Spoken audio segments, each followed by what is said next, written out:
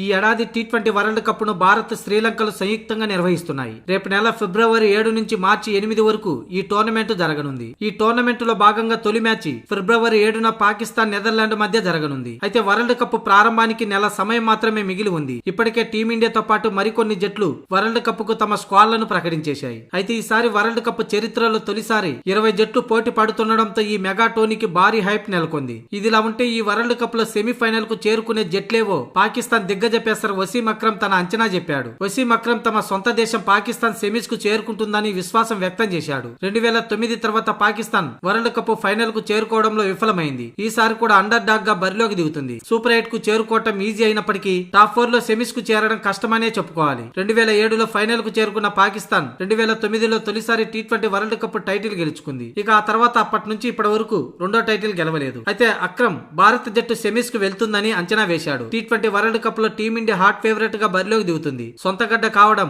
అలాగే జట్టు బలంగా ఉండడం, గత 2 ఏళ్లుగా పొట్టి ఫార్మెట్ లో టీమిండియా ఒక్క సిరీస్ కూడా ఓడిపోకుండా జైత్ర యాత్ర కొనసాగించడం లాంటి అంశాలు సూర్యసేన ఆత్మవిశ్వాసాన్ని పెంచుతున్నాయని, స్థాయికి తగ్గట్లు ఆడితే సూర్యసేన ఫైనల్ కు చేరుకోవడం పెద్ద కష్టం కాకపోవచ్చని వసీం అక్రమ్ అన్నాడు. అలాగే మిచెల్ మార్ష్ కెప్టెన్స్ లోని ఆస్ట్రేలియా జట్టు సెమీస్ కు చేరుకుంటుందని అక్రమ్ జోషం చెప్పాడు. ఇక మరో టీం సెమీస్ చేరే 4 జట్లలో సౌత్ ఆఫ్రికా కూడా ఉందని, సఫారీ జట్టు తప్పక సెమీస్ కు చేరుకుంటుందని అక్రమ్ అంచనా వేశాడు. చివరిసారిగా జరిగిన టీ20 వరల్డ్ కప్ లో సౌత్ ఆఫ్రికా రన్నర్ అప్ గా నిలిచింది. ఇప్పటి వరకు ఐసీసీ టీ20 వరల్డ్ కప్ గెలుచుకొని సౌత్ ఆఫ్రికా జట్టు తొలిసారి ఆ కళ్లను సాకారం చేసుకోవాలని ఎంతో ఆరాటపడుతుంది. మార్క్రమ్ కెప్టెన్సీలోని సౌత్ ఆఫ్రికా జట్టు పటిష్టంగా ఉందని, ఈసారి సెమీ చేరి ఫైనల్ వరకు వెళ్లినా కూడా ఆశ్చర్యపడక్కర్లేదని వసీం అక్రమ్ అన్నాడు. మొత్తానికి Bharat, south Africa, Pakistan, Australia జట్లు సెమీస్ కు చేరుకుంటాయని అక్రమ్ అంచనా వేశాడు.